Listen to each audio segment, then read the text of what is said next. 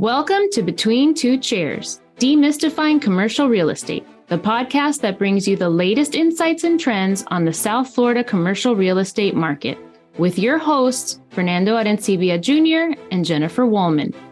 In each episode, we dive into the world of commercial real estate and break down complex concepts to make them accessible for everyone. Whether you're a real estate professional, a curious investor, or just interested in the South Florida market in general, Between Two Chairs is the podcast for you. So pull up a chair and join us.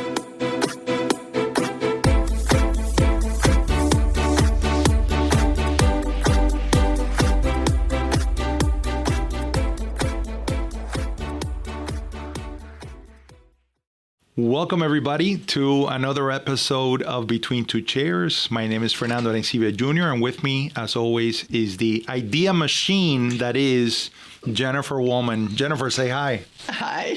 The idea machine. I kind of like that. There you go. Listen, I'm bringing it after 100 episodes. Now I have an idea where I'm going with this. Good. I'm glad to hear that. I never have any idea where you're going. There you go.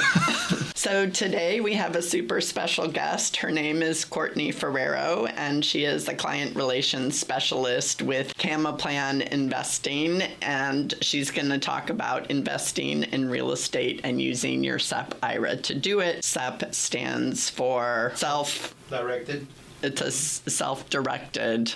What does it stand for? Self-employed plan. Thank you. Self-employed plan. Okay. Mm-hmm. There you go. So, and that is a self-directed IRA. So you were right. So you were right. So welcome, Courtney, and thank you so much for joining us. I met Courtney at Beth Azor's Women's Summit for Investing in Real Estate, and there were a lot of questions about how to invest in real estate, and people were super excited to meet Courtney and hear about the SEP IRAs and how to get started. So before we get started into the details of that, can you tell us a little bit about yourself, Courtney? Sure. Thank you for having me. I have a background in hospitality. I went to Johnson & Wales University up in Rhode Island and primarily picked the major because I couldn't sit still.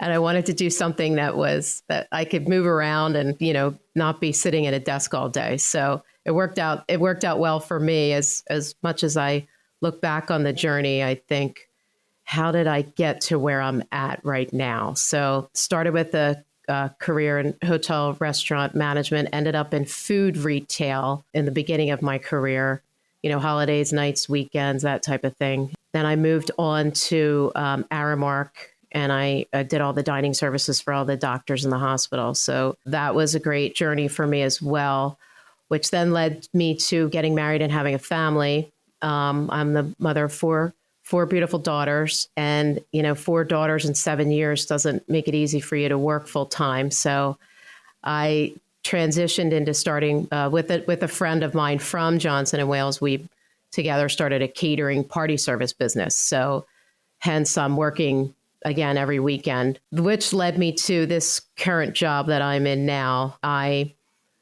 was tired of working weekends, holidays, nights, going to everybody else's parties. So I transitioned into CamaPlan.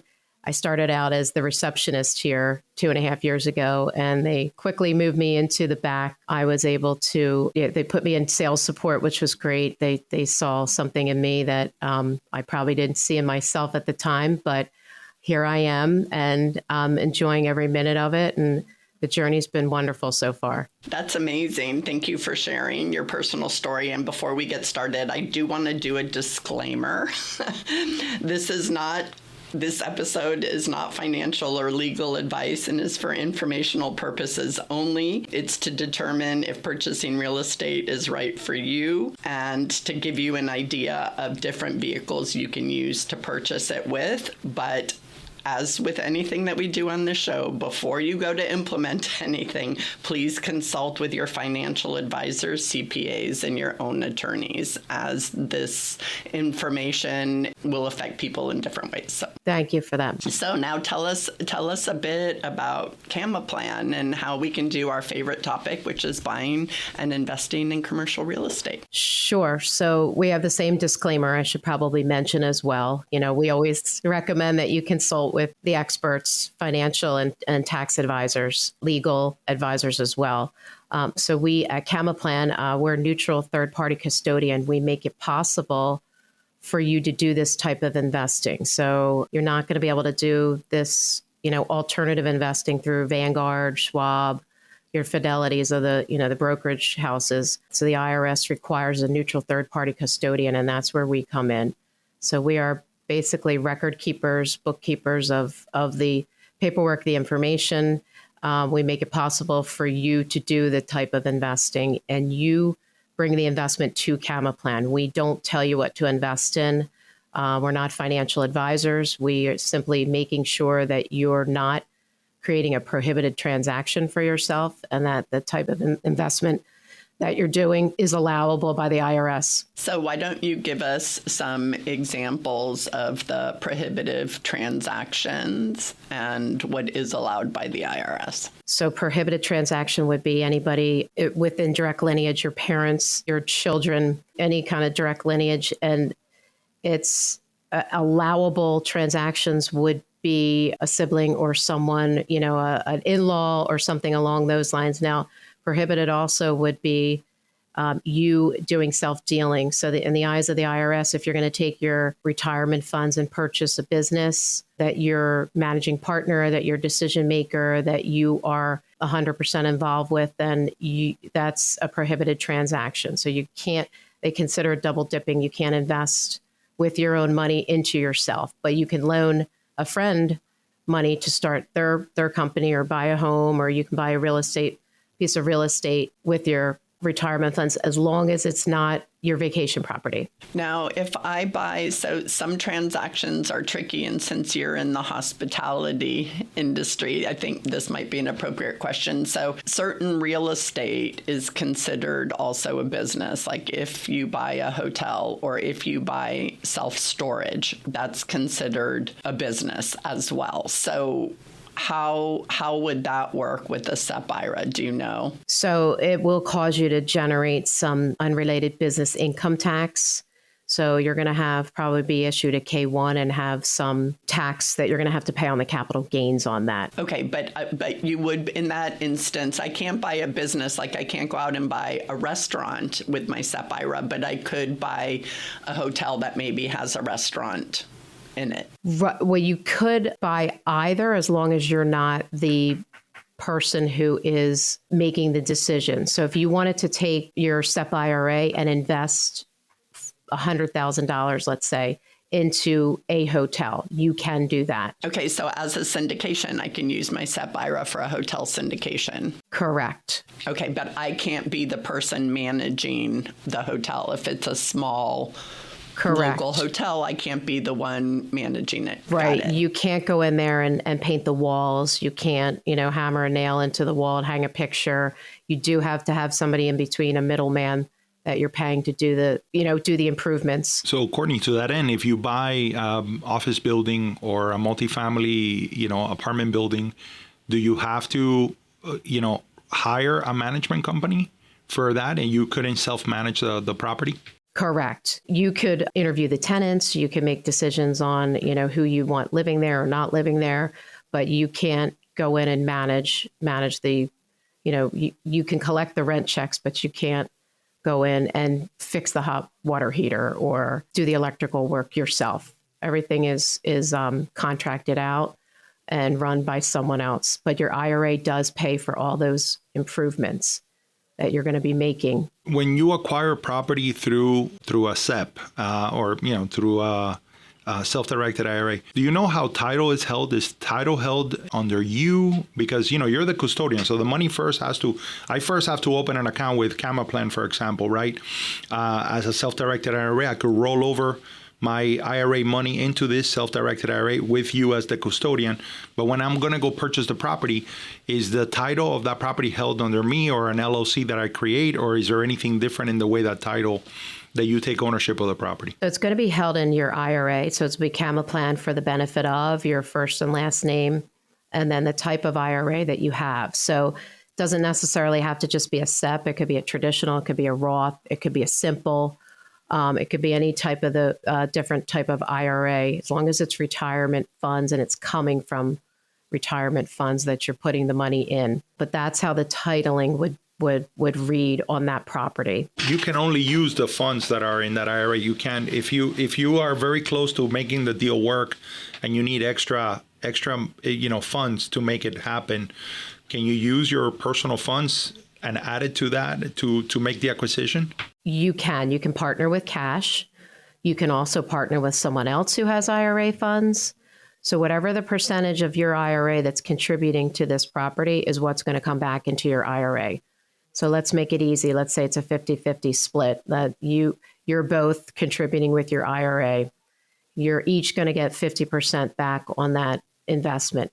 Now, you're also going to be paying 50% of the repairs. So if you need a new roof, if you need a new hot water heater, if the building needs to be painted, then your IRA would split the cost on that as well. Basically, all proceeds, all rents, and all expenses, everything goes through the IRA itself. Correct. How does that work? So then you wouldn't be able to take any of the deductions or expense that, correct? How does that work from a tax perspective? Right. So, you have to look at each individual deal itself and see this is where the tax advisor comes in and tells you which is the best deal for you to do. If you're going to do this through your IRA or if you're not going to do this through your IRA with depreciation and that type of thing. So let me ask you a question, because I had, when I found out that we were going to have this conversation with you, I was so excited because a few years back, I did a deal representing the seller on a multifamily apartment building,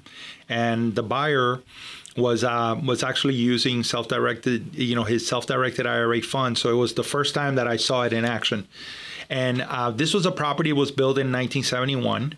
And so, one of the things that the owner, the buyer did was he wanted to take a look at the pipes of the building, right? And they were in good shape, but he knew that perhaps this would be a cost that would be incurred in the future. And I heard conversation from the buyer's agent and the buyer. We were out there and they said, yeah, because I only have a certain amount of funds in this self-directed IRA. And if this expense happens, a year after I buy the property, I may not have enough funds in that IRA to be able to fix it. And that I found that interesting that, and perhaps this is a rule that has changed. Maybe I misunderstood what he was saying. But if you do buy the property with self-directed IRA, you've depleted most of your funds into the acquisition of the property. And now you need to make a capital, investment because there's a big item that has to be fixed. How does that work? Because don't all the funds have to come from the self-directed IRA? They should. And if your IRA is going to take a loan, it's going to be non-recourse loan, which the interest rates are going to be higher. So if you know going into the deal that you're not going to have enough money, if you know that there's going to be an issue like that, typically what most people do is they have ample funds.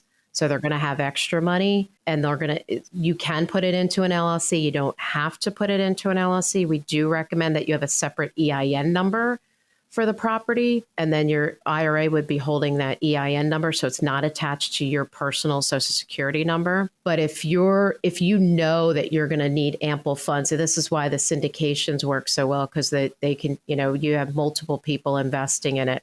But if you are doing this on your own and you feel like you're going to need some extra funds, you can go to a bank. We do have some resources of people that do these types of loans, but it is a non-recourse loan and it's going to be in a higher interest rate and they're harder to get. But are you able to use your personal funds that are outside of the IRA to deal with those big items? So you can partner from the beginning.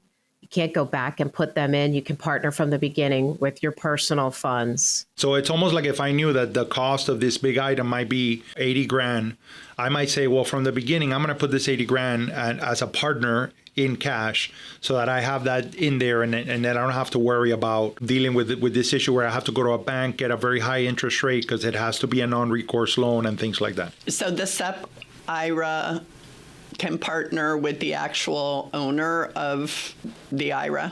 Yes, the SEP. So the SEP, the simple, the Roth, the traditional, anybody can partner together. Okay. So if Jennifer, you have a SEP and Ferdinand, you have a Roth, you two can partner together, no matter what the percentage is. So just depending on how much is coming out of your SEP and how much is coming out of your Roth, those percentages would go back into the respectable IRAs. Okay, what I'm not clear on though is, can Jennifer partner with Jennifer's SEP IRA? Yes. Yes. Okay, Jennifer, and my spouse, if my spouse has a SEP IRA and I have a SEP IRA, we can partner, or he has a 401k or whatever. Okay, yes, that is not a prohibited transaction. You can have multiple different IRAs that partner together in one deal. And Courtney, you realize that Jennifer and I are already shopping. As we're having this conversation with you, we're already shopping. Good. Well, the funny thing is, way before I got started, I did set up a SEP as a way to start investing in real estate, but I never ended up using the SEP because I wasn't involved in syndication at the time. But now I'm getting more involved in syndication because I love the idea of being able to invest in asset classes in areas that I don't know, or much bigger asset classes that I would never be able to do on my own or wouldn't want to. And so now the SEP is coming back into my my sphere of possibilities. So. Right. And that's the nice thing to have if you're self-employed, because your contribution limits are higher. Correct. Yeah. Our boss says he loves the Roth because anything that comes back into the Roth is tax-free. So you've already paid the taxes on that ahead of time. So that's a really good way to increase your wealth quicker. That's what Peter Thiel did with the PayPal. He used his Roth IRA to do that investing. How is investing with a Roth different than with a SEP? Well, with the Roth, you can only do the contribution limits aren't as high with the individual Roth. The SEP is higher contribution. So it just depends on your situation. Some people can't do a SEP if they're not self-employed, and they also would need to do a conversion if they make over a certain threshold income-wise. And depending on, this is where your tax advisor comes in. He'll tell you what the best account would be for you to open.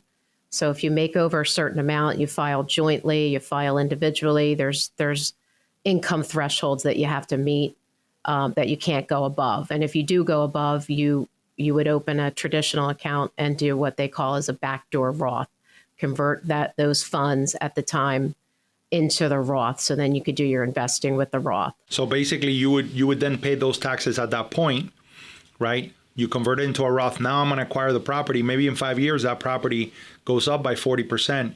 I flip it, I sell it. It goes back into the Roth, but I've already paid those taxes. You got it. So that money, so that is brilliant. And at the time of conversion, it gets even, you can pay the taxes at that time, or you can pay them when you file your taxes in that tax year that you've done that. So you can waive. Either way, you are paying taxes. All right. Yeah. Right. But you're paying today's taxes, with the idea that now any gains to the investment are going to come back into the Roth, and I'm not going to pay taxes on those gains. I love you, Courtney. I told you she was. You told me. And I hope you have a Roth set up. That's very smart. Yeah, exactly. So tell me a little bit about what is the role of the custodian in this process? Because, of course, we've spoken in this very podcast about 1031 exchanges and having that third intermediary, but, they come in and out. It seems to me that the custodian in this case would have a longer role to play throughout the life of the investment. Right. So we are record keepers. So we do keep, we have a record of all the transactions that you're doing. We are responsible for moving your funds into CamaPlan. So the first thing you would do would be to open an account. The next thing that happens is you move your money. If you're doing moving money from a 401k, it's going to be considered a rollover. If you're moving money from an IRA, it's considered a transfer. We make sure that you're doing those things properly. We ask you for documentation. We ask you for a statement from the account that you're moving the funds from. We double check and make sure that You're not creating, you're not trying to move money from a traditional right into a Roth. You're not creating any type of taxable event for yourself. These things are not taxable, but a rollover would be reportable. So you're going to receive a 1099 when you file your taxes.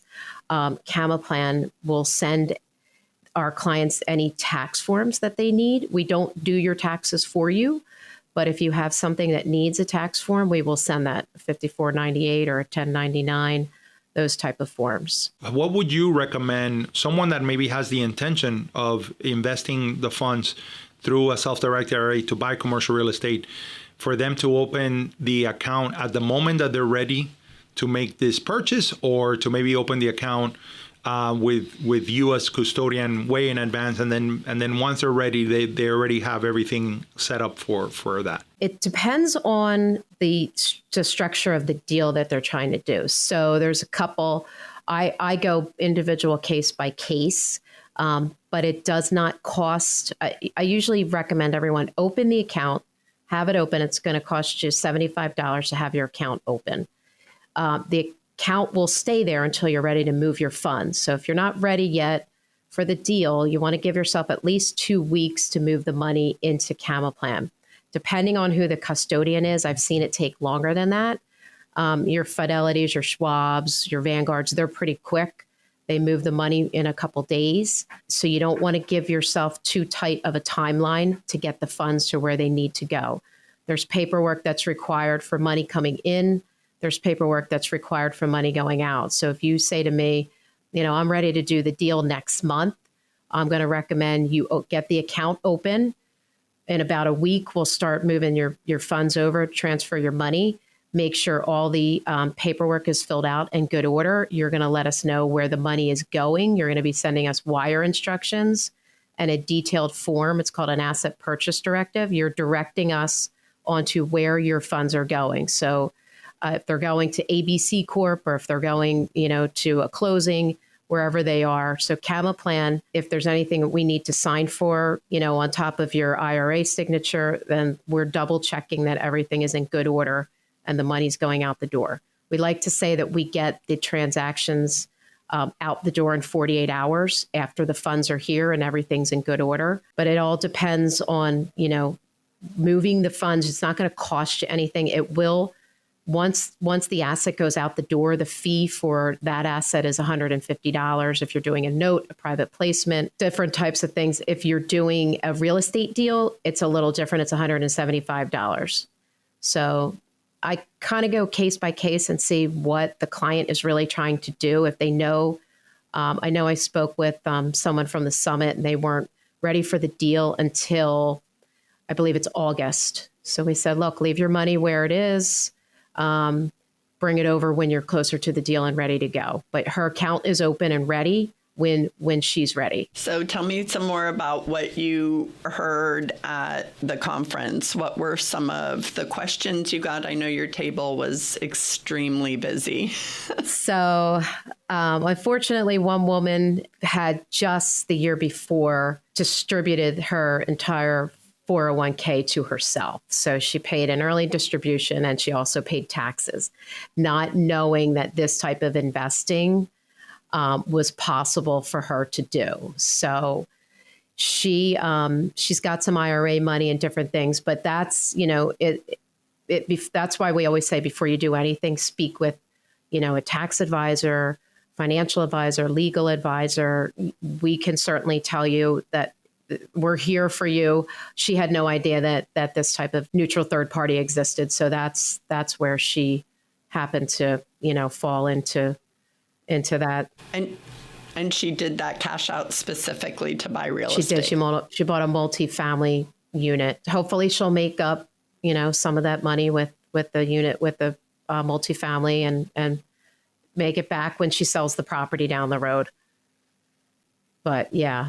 So what are some mistakes that you see people make? I've seen someone do a Roth conversion from $1 million, and they didn't listen to anyone, heed the advice of, we send emails, everything's recorded, everything's on paper.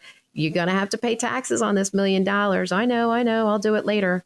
And then tax time comes and he doesn't have the money to pay for the conversion fees. So, you have to be careful. You have to make sure that you're speaking with people before you start doing things. Seen people try to move money from a traditional into a Roth. And, that's what we're there for, to catch these things and let them know. If somebody's leaving their company for whatever reason, they're either retiring or they decide they want to try real estate investing full time or whatever the reason is, but they have a 401k with their company.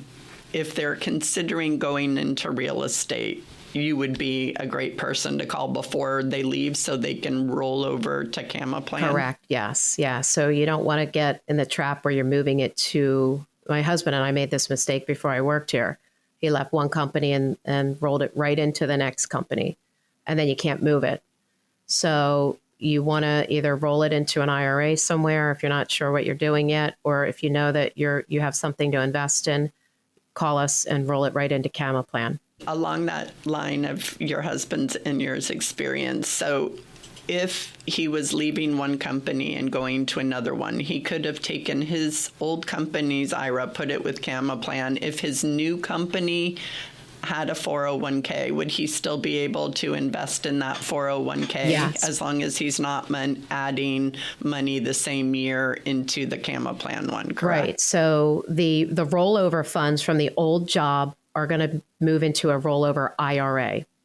So it's no longer in a 401k.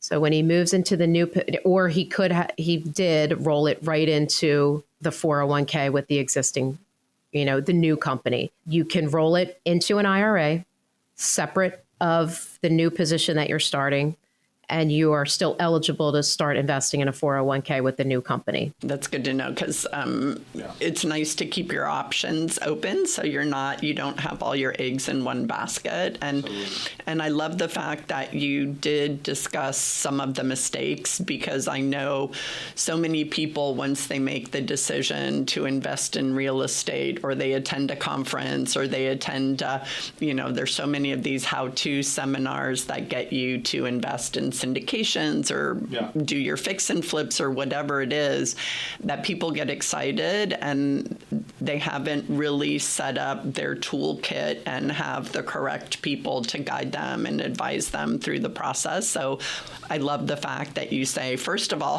talk specifically to your own personal financial and tax advisors to see how it affects you. And then if I'm the way to go, CamaPlan and buying it through a 401k, an IRA, or a SEP, is set it up and then start searching and looking, instead of finding the property and then trying to work your way backwards and making it work, because that's where mistakes are made. So thank you so much for sharing those. And one other thing to that, Jennifer. So if you do find a property and you're excited about it, don't put your own cash down as a deposit. So you're going to want to, you can borrow it from somebody, or you can have somebody put the money down for you and your IRA pays them back, but you have to be careful on those. And I know when you find these deals, you got to move quickly.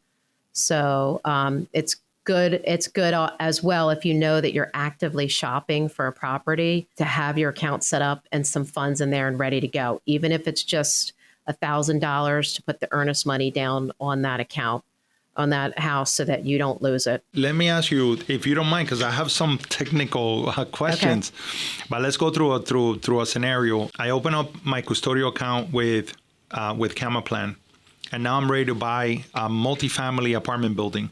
I purchase it, everything goes well, and I hire a management company, right? Because I cannot personally benefit from managing the property, right? I can't get management fees, so I got to have a third party manage. Now I hire a management company, and now they're actively managing the property. Now they have to pay the water bill, the electricity, money's coming in and out. How is that money moved? Is that through an account? Is that through the same account in Cama? Basically, there's a checkbook and all of the checks are made from that account.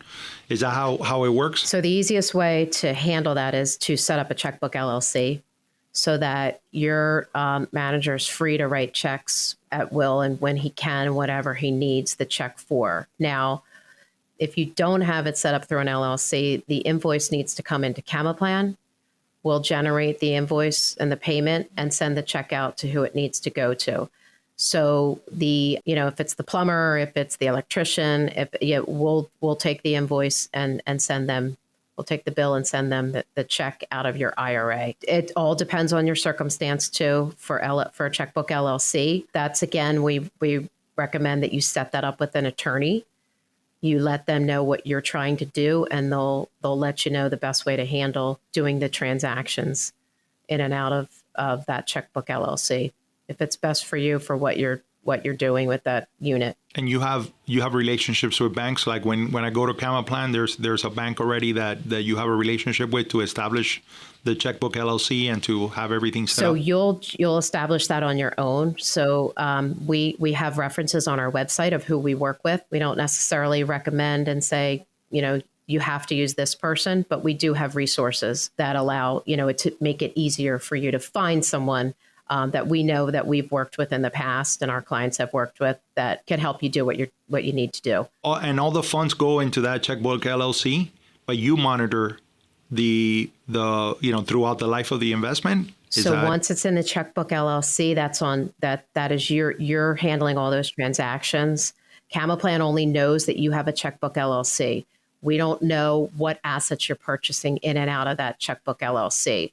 So you want to make sure that you're not doing anything prohibited in the event you were to be audited. You want to make sure that you're doing everything properly in the eyes of the IRS. Right. You're not paying for your vehicle, for your personal vehicle through I get that. Right. With the SEP, can I own more than one property within that SEP, or am I setting up individual corporations within my SEP and individual checking LLCs per property, or is it one entity that holds everything and one checkbook LLC that manages everything overall? So it depends on how you want to set it up. You can have everything. You can have multiple properties inside of that. One SEP, one checkbook LLC attached to that SEP. I've seen people do individual LLCs for individual properties. They do multiple accounts for individual properties. It all depends on your comfort level and how you would like to set that up. And again, that would be, your tax advisor who's going to give you the recommendations. And then we do recommend that you have everything, it's attached to an EIN. So if you have different properties, each has its own EIN. We did meet that one lady down in at the summit who had all of her personal real estate in her name. And then her daughter was in an accident and they went after her, all of her real estate. So you don't want to keep anything in your personal name. You want everything to be separate. Good to know. Great advice. Absolutely.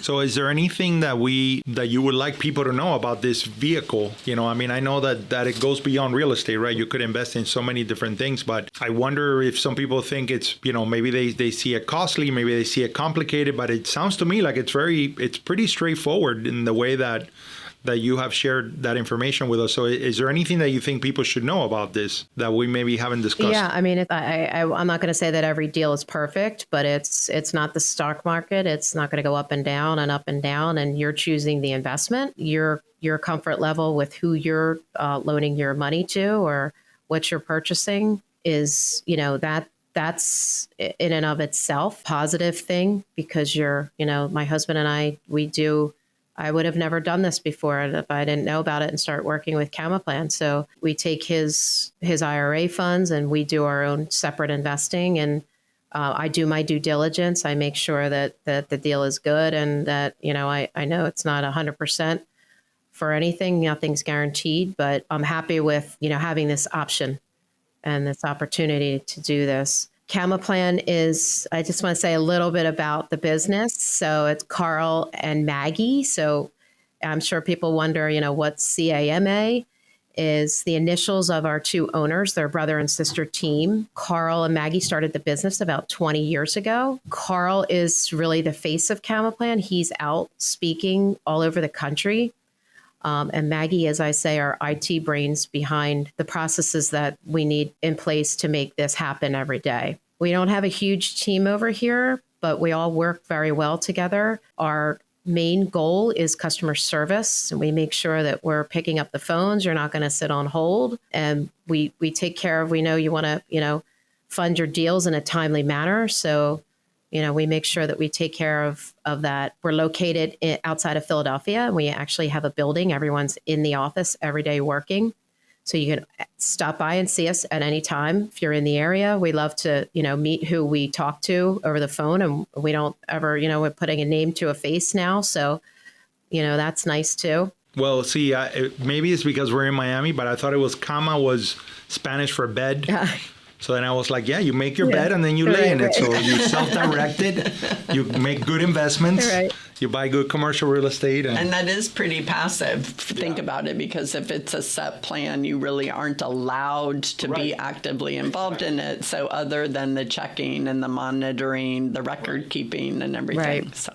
I mean, we have people investing in sheep, and they sell the wool. I mean, there's so many different things that people bring to us. And they're interesting. Well, look at that. In Florida, if you have livestock on land, you get a tax exemption. So now, instead of putting cows on it, which is typically what we do here, if you put sheep on it, now you've got two sources. That is wonderful. I got to connect the dots somehow in that story. I love that story. And I like sheep. I love it. That's great. If you have any land down there still, are you still... areas to build? We still have some land. Yeah. We got enough for a couple of sheep. That's great. Great. Well, is there anything else that you want to let our listeners know in closing? We'll put all your contact information in our show notes so they can reach you and the links and everything. But were we going to talk about the summit at all, or? Yes, I'd love to get your feedback on the summit. This was your first year there, This was our first year, and one of our clients, I guess Beth was looking for a custodian to partner with. One of our clients recommended CamaPlan, so we were thrilled to be there. What I like about Beth and the summit is she made you feel super comfortable, and everyone had, everybody had a voice and could speak and ask questions. She wanted to get down to the nitty gritty. What are the numbers? How much money did you make? How much money did you lose? It was different than anything I've ever been to. I thought it was super informative, and the energy in the room was really great. So we're looking forward to going back next year. Good. Well, we're looking forward to sharing your info with not only our listeners, but also our agents and everybody else that we know. So we love having a new name and option in our toolkit. That's right. And before we leave, just a quick fun fact. So, I don't know how fun it is because it deals with the tax code, but it's just a fact. So IRAs were created as part of the ERISA Act in 1974, and I'm sorry, I have no idea what that stands for. And the primary purpose of which was to bolster and reform the pension laws to provide individuals an alternative way to save for retirement. So I think this is an awesome option, and I know more people would like to take control of their future, and I think CamaPlan is a great way to do just that. So thank you so much for joining us. It was a pleasure meeting you, and as soon as I met you, I'm like, podcast guest. Yeah, thank you for asking me. I told you this was my first podcast, so. Oh, no, that's so great. Excited. I didn't let Fernando know. So, you did great. You're a natural. I love it. Thank you. Yeah, and I think people are really going to enjoy all the great information that you shared. We are very appreciative for you joining us. So there you go, guys. Not all the facts are fun, but they are facts. And we do appreciate you joining us. Thank you to Courtney for being here and representing CamaPlan and sharing all this great data with us. And we are out of here, and we appreciate you listening in. Until next time, bye-bye. Thank you. Bye-bye.